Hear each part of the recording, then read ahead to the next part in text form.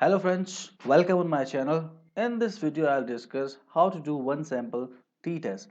So first of all, we need to know what is one sample test.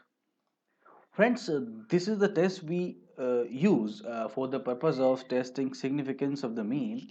Uh, Whenever suppose we have sample of 100 people and we check their height. So is this height is significant, or we can say whatever we do when we get a mean, whether that mean is significant from the hypothetical value or not.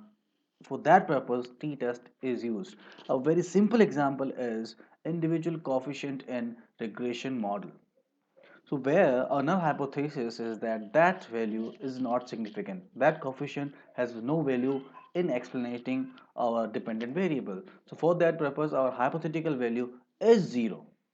So if our value, the value we are having, is it statistically significant or different from 0 at certain level of significance, we do t-test, one sample t-test for that purpose only. And the main assumption we have here is that the population, the sample we are taking is coming from a normal population.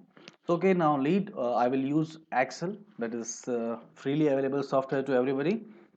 So here suppose we are having a sample of, I say 100.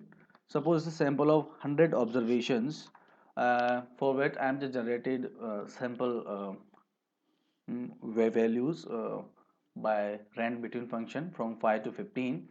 So here our number of observations is 100.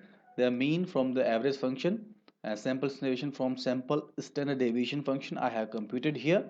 And here the null hypothesis is that the mu is equal to 0. Our null hypothesis is the mu is coming here is equal to 0. It is not statistically different from 0.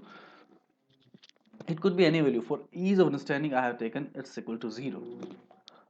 As we do in our significance test of individual coefficient integration.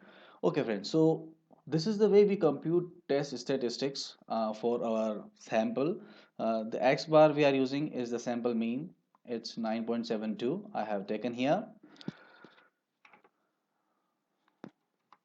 uh, and then it's minus 0 because the hypothetical value is 0, as we have taken in our hypothesis, and divided by its standard error, that is nothing but sample standard deviation divided by under root the sample size.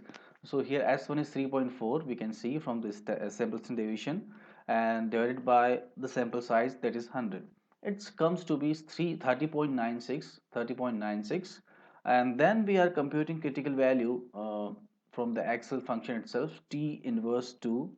Here the function is, we can see here is t dot inv, that is for inverse. When we compute the value of t statistic from the p value we know, so here the p value we are giving is 0.05, and the degree of freedom is n minus 1, that is 100 minus 1 for t test. So it's coming to be 1.98, and the value we are getting is more than that value. And it's a two-tail test actually, friends, because we are having the terms mu is equal to 0. It's not less than or greater than. Therefore, it is a two-tail t-test. So our value we are getting is 30. That is more than the critical value.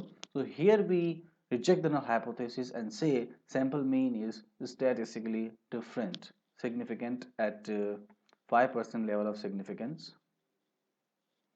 5% level of significance. So this is the way, friend, we do t-test. So in summary, we take a sample and do this function, we do apply this formula, and we get a certain value, and we compare this test value from a critical value, and if it is more than that, we reject the null hypothesis and say our value is statistically significant or different from our hypothetical value we are assuming. Thanks, friends, keep watching.